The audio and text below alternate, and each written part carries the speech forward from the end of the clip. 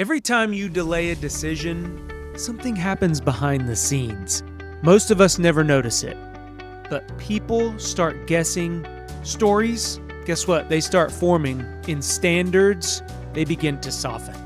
So the longer the delay, the louder the uncertainty becomes. And we think we're protecting our teams, our organizations, our businesses by waiting, but actually, we are destroying them. So today we're going to pull back that curtain on the hidden cost of waiting and why your silence creates more chaos than your decisions ever will. The most important thing here to realize is that our teams, they need timely answers because uncertainty, it begins to create that internal friction that we see within our organizations. This episode is going to be a continuation about this week's pillar of getting going, starting, right? So it looks at what happens when leaders don't start, when they freeze, they delay, or they just don't get the job done. Welcome, everybody. This is the Leaders Leading Leaders podcast, and I'm your host, John Espinosa. I help you retain your best employees, and we do that through building high-performance teams. So in today's episode, we're going to talk about how waiting, it's going to distort communication and our standards. The second piece to that conversation today is why silence is interpreted as approval. And then we're going to end with a practical tool. It's called the Fast Clarity Matrix. 4 steps, 4 little quadrants that we're going to go over, and it's going to help you understand when to make a decision and how to make that decision. So stick with us. This will be short and sweet, I promise. For those new listeners out there, welcome to the Go Be Great community. For those listeners out there that may be joining us and aren't subscribed, do me a favor, click on that subscribe button. Find it around your screen there. Like, share. It helps us grow the community, and it helps me know what you guys find value in. So let's get into the episode today. And what I want to talk about first, this episode, we're going to focus on organizational impact. We're not going to focus as much on personal confidence. We did that in our last episode to kick off this season, so go back and take a listen. This one, I wanted to dig into the external. Previous episode was internal. How can we gain confidence? What do we need to do? This one is external, how it impacts our teams in our organizations that we lead. So it's important to understand that these tools and techniques, they solve instability within our organizations. They remove that emotional hesitation. We talk about how our teams, they thrive on consistency, and it gives the team that predictable action that we as a leader of that organization or team is going to take. It keeps us out of decision fatigue, and most of all, what it does is it clarifies what really needs immediate attention and therefore action. What that does, it begins to release all of that ambiguity, all of that storytelling that we're going to talk about. Because when we wait, that does send a signal. And one thing that we think we're doing when we're waiting is we're being cautious. We're being careful, right? But what that actually really communicates is our indecision creates a gap. And we're going to talk about why that gap can be detrimental for your organizations. But we're also going to talk about how you can close that gap.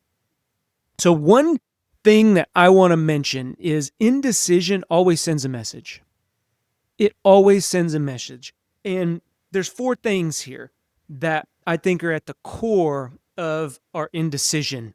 What message that sends. 1, if we hesitate, that can be perceived as the leader doesn't see the problem. We don't see it, even though it's staring us right in the face.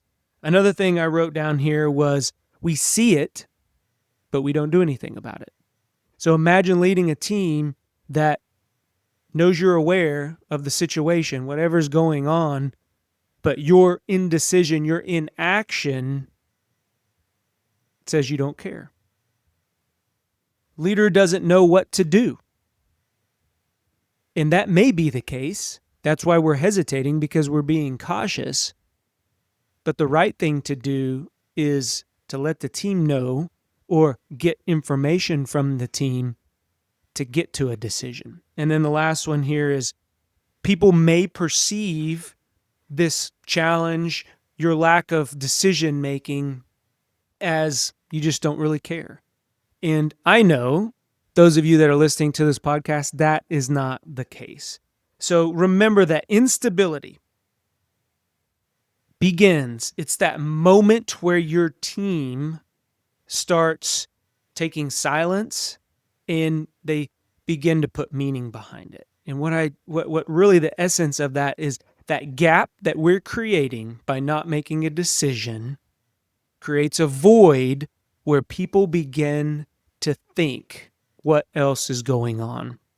And those stories start out as small cracks within our foundation, our culture, and they begin to get bigger. So when we talk about organizational drift in this next part, I want you to ask yourself, is my organization, is my team, is my business, have we drifted? Have we created maybe those cracks within our foundation because of your inability to make a decision? And I'm telling you, I'm there with you. I struggle with making decisions sometimes. And I have to remind myself, I have to go back to this framework that we're getting ready to go over and really run through it. I put it up on the wall. I put it on my whiteboard. If I need to make a decision, I talk about these things, because if I don't make a decision, it begins to create this organizational drift. And one of the things that this organizational drift, how it impacts our businesses, is the teams begin to fill gaps with assumptions. It is natural for us as human beings to want to complete a story, to want to complete something. And when a decision is not being made, we fill in the gaps. We start making assumptions like we talked about earlier. Maybe John just doesn't see this as a problem. Or maybe he does see it, but he's not doing anything about it, so that means he doesn't care. I mean, we tell ourselves stories all the time. You know where I'm going here, not just about our indecision, but about really everything that we don't understand. We try to understand it. We try to rationalize that. And so that's the first thing, that organizational drift, when we begin to create these gaps in our decision making, people will fill them with assumptions. The second one, standards begin to be impacted. And a lot of times it's for the negative. When we are not dealing with a topic or an issue or the elephant in the room, let's just call it that, what that communicates is that mediocre is acceptable. It's okay to not address the elephant in the room because we don't want to hurt anybody's feelings, or we want everybody to get along. But what's really happening is that void is creating that standard to be lowered. And I know that that's not what we intend. That's not our intent of not making a decision. So that organizational drift, though, can be a start to other things. The third one here, emotional tax increases. And what I mean is the ambiguity, the unknown that people begin to deal with creates this emotional tax that begins to really degrade their connection with the organization. Is this still the right place for me? I can't get a decision made. I can't determine a priority or be told what the priority is. And that emotional tax goes up. And it gets high enough to where that individual, and majority of them are going to be your high performers, because they're going to want to get things done. What do? We give things to the people who get things done. And if they are waiting on decisions, that impacts them in a way to where Now, they either start looking or they no longer feel that the organization is moving in a direction that they're on board with. So that's the third one. And then the fourth one is our alignment begins to weaken. And when waiting stalls momentum, it puts the team in this guess mode. It puts the team in what I like to call the rock game.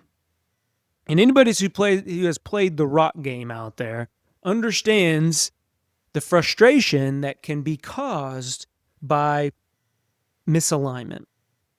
When somebody asks you to go produce a product, a report, gather some data, maybe create a process or a system, and they bring that back and you tell them, no, it needs to be longer, or you need to add in these 3 or 4 things. And they go get that done, and they come back with that presentation, and guess what? Yeah, I don't like the color, or we need to change the branding. It's one thing after another, and it's the rock game. It's like, yeah, that rock's too big.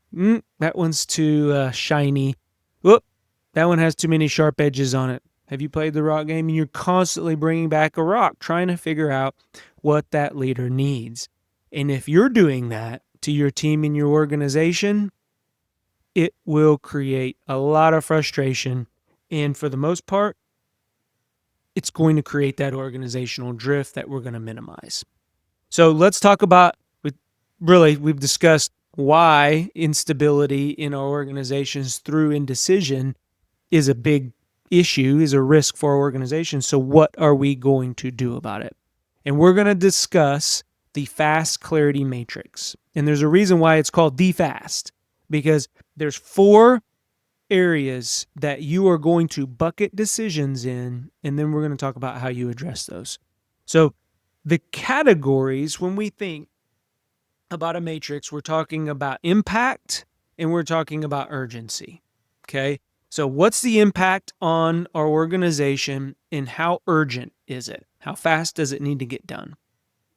So things that are high impact, high urgency, those decisions need to be made now. And the reason why is because those cost the most. Those are going to cost you the most time. Those are going to cost you the most momentum.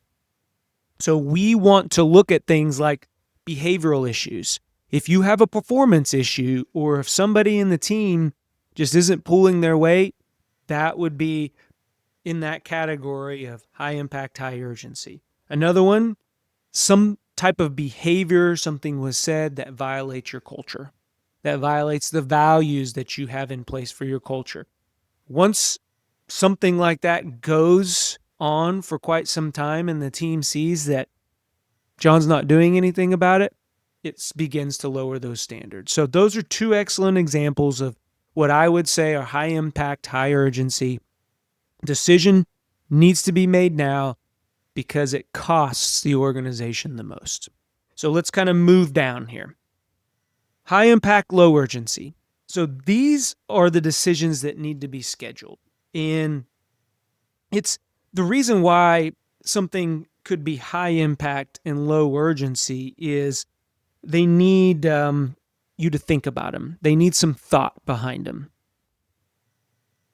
But we don't need to create drift. So some things here that I wrote down. Maybe you are creating new roles in the organization. Your team's shifted a little bit, or the market has demanded a shift, and you need to move around some roles, tasks between employees, some that may not like the roles that you're going to assign to them. Those are ideas or examples, I should say, of when you need to schedule that decision. Schedule the meeting. Sit down prior to, right? Schedule some time to kind of work through things, explaining the why, explaining the how, giving reasons, all of those things. We're not delaying the decision, we're scheduling this decision because, again, it's high impact. You're going to want people to understand their roles, especially if that change is predicated, or the reason why you're making that change is due to a market change. The other one that I have as an example here for high impact, low urgency is a system upgrade. Now, depending on what organization you're in, that may get up into the high urgency quadrant, but for the most part, system upgrades take a little bit of time. You're going to phase them in. You might have both systems running at the same time until you decide to drop one off. But those are the things that you're going to schedule out. Those are the decisions that you need to schedule out. Those two examples: high impact, low urgency. The third topic, the third quadrant we're going to discuss is low impact, high urgency. So these are things that may need quick approval. And these are decisions that you can delegate. The reason why is because if you're the single point of failure, if you're the only decision maker within your organization, within your business, you're the single point of failure. So here I had like quick approvals. Maybe you have a certain money threshold that's under $500 for whatever it is, a purchase.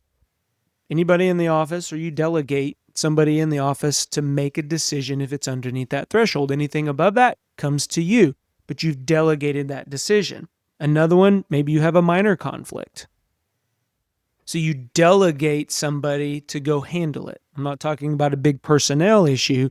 What I'm talking is you have somebody that gets a flat in a company car and they need help, or they need the rest of their route run, or they need their clients checked on, whatever that looks like. You delegate that decision and somebody else goes and takes care of it. You don't step up and do that. So those are things, low impact, high urgency. Remember, those are things that we're going to delegate. And then last but not least, the low impact, low urgency tasks, we're either going to ignore or we're going to batch those together. And things that are in this bucket, right, they don't align with our strategic direction. And so they could be solutions or maybe ideas that aren't in alignment with our strategy, and therefore they're outside of the scope of what we're talking about. The other things, maybe some minor admin decisions here. Either you delay them or you batch them together. I do this with my emails. So if I have something within my email where I need to respond, I batch that together. I pick one time, about 20 minutes in the morning, in the afternoon, and then right before I go home, and I begin to reply from a decision-making standpoint, right? So I batch those decisions together. I'm not ignoring them. I'm just creating a time where I'm batching all that stuff so I can, get it out pretty quickly. And throughout the day, maybe it's delayed. My delay has already resolved the situation. Everything that comes into your inbox doesn't need to be resolved instantaneously. I'll tell you that. I find that most times, if I wait 24 hours, it gets resolved on its own. So those four categories are that matrix, that fast clarity matrix, is going to move you into some type of decision. Either you're going to make a decision if it's high impact, high urgency. If it's high impact, low urgency, you're going to schedule the decision. If it's low impact, high urgency, you're going to delegate. And if it's low impact, low urgency, we're either going to delay or we're going to batch those. I know this episode helped you. What I want, though, is to understand what other things around decision making do you want to know about? When you know what kind of decision you're making, we stop hesitating and we start leading. The stability of your team, a lot of times it's not determined by how fast we move. It's determined by how clear we are. So use the matrix this week to identify one decision that you've delayed, and then put it in a box, one of the quadrants, and we're going to move on it. Okay? So if you want to eliminate this decision drift and build a confident pipeline of people that want to come work for your organizations and create a team that stays, join one of our programs. Go out to the website, www.thejohnespinosa.com. Schedule that strategy call. We'll reach out and see how we can help. That's the first step towards being a proactive, stable leader. I believe in you. Go be great. Talk to everyone on the next episode. Bye-bye.